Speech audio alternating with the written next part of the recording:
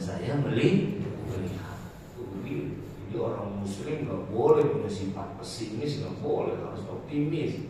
Jangan dikit-dikit, masa ntar begini ya, masa ntar begini. Yang penting buat perencanaan yang matang. Setelah itu kita yakini bahwa apa? Innani ma'akum. Allah selalu membersamai kita. Asalkan itu. Jadi orang misal punya urusan yang jujur, jadi orang yang syukur, kan begitu. Ya, jadi orang yang husnul khuluq, baik akhlaknya baik, perangai itu gitu, syukur gitu, dan juga punya sifat haya. Kata Nabi, orang kalau udah punya 4 sifat ini sempurna keislamannya. Kamula islamuhu. Apa yang 4? Yang pertama tadi itu jadi orang jujur. Yang kedua jadi orang syukur. Yang ketiga jadi orang malu. Kata ulama dibagi 2. Ada yang malu harus dipaksain. Apa malu yang harus dipaksain? Kalau kagak sholat malu kagak? Harus dipaksain tuh biar malu. Kalau kagak dipaksain malunya kadang ya udah matang. Itu namanya malu yang harus dipaksain. Itu namanya al-haya'u al-imaniyyu. Ada malu yang gak harus dipaksa. Kayak apa? Telanjang bulat. Sekarang nih tengah-tengah ada yang mau. Agak ada sehelai rambut, sehelai benang yang menempel pada tubuhnya. Itu begitu. Agak ada yang bakal kalau mau coba kan. Itu namanya malu yang agak harus dipaksa.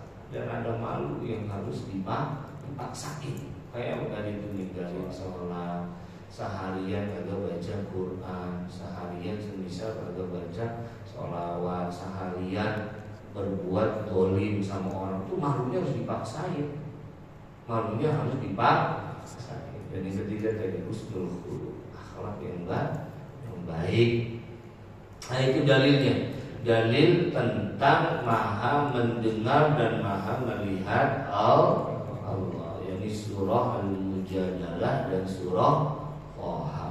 Tentang ceritanya jadi antara Nabi Musa, Nabi Harun dengan Fir'aun. Yang ke-13 sifatnya Allah adalah Al-Kalamu, kalam. Wahwa kalam itu artinya adalah sifatun qadimatun qaimatun bidzatihi ta'ala. Sifat yang qadim, sifat yang lampau, qaimatun yang menetapi bidzatihi ta'ala, pada zatnya Allah ta'ala. Jadi kalam itu adalah sifat yang qadim, yang menetap pada zatnya Allah Subhanahu wa ta'ala. Laisat bi hurufin wala sautin. Sifatnya tidaklah berbentuk huruf wala sautin, dan juga tidak berbentuk suara. Tadullu ala jami'il ma'lumat, menunjukkan sifat ini ala jami'il ma'lumat, atas seluruh barang-barang atau sesuatu yang diketahui. Kalamnya Allah tidak berbentuk huruf dan juga tidak berbentuk suara. Suara dan huruf ini yang menunjukkan segala sesuatu yang diketahui. Ya. Jadi kalamnya Allah tidak berbentuk huruf, tidak berbentuk suara. Bagaimana dengan Al-Quran? Al-Quran itu kan kalau kita pernah baca adalah sesuatu yang sudah diturunkan dari Lauh Mahfuz ke Baitul Izzah, diturunkan secara sekaligus. Kemudian dari Baitul Izzah diturunkan secara berangsur, ya, selama masa kenabian, diturunkan oleh malaikat Jibril kepada Nabi Muhammad sallallahu alaihi wasallam. Begitu. Jadi kalau kalamnya Allah sendiri dia tidak berbentuk huruf dan juga tidak bersuara. Seperti apa? Maka imannya kita di sini min ghairi kaifin, tanpa harus ditanya bagaimana. Kita yakin saja, tanpa harus ditanya terus bagaimana. Itu tidak perlu ditanyakan. Itu begitu, karena kita pernah juga belajar tuh di awal-awal kitab Syekh Nawawi Safinah, bahwa tanda orang keimanan yang sempurna tidak bertanya tentang bagaimana, kapan, begitu, kaifa, mata, terus apa lagi itu yang 5 saya lupa. Itu kan nggak boleh tanyakan dalam soal keimanan, agar supaya menunjukkan keimanan kita sempurna.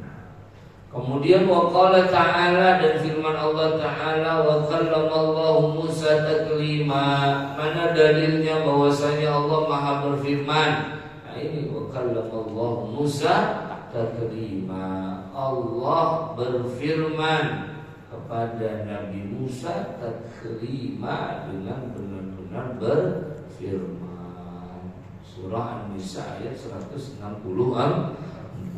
Kemudian waqala ta'ala, dan firman Allah Ta'ala, walamma ja'a Musa, ketika Nabi Musa datang limiqatina, kepada miqat kita, wa kallamahu rabbuh, dan berbicara kepada Nabi Musa, berfirman kepada Nabi Musa, rabbuh, siapa Tuhannya Nabi Musa, yakni Allah Subhanahu. Nah ini dalilnya bahwa Allah berfirman wa kallamallahu Musa taklima.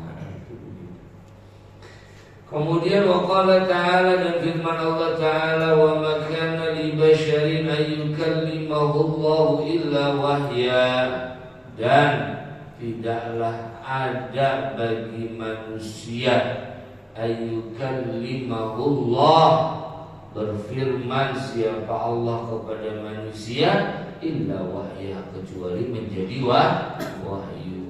Apapun yang Allah firmankan kepada manusia itu bentuknya adalah wahyu. Nah ini bukti bahwasanya Allah Maha berfirman. Allah Maha berfirman. Kemudian wa idza wajabat,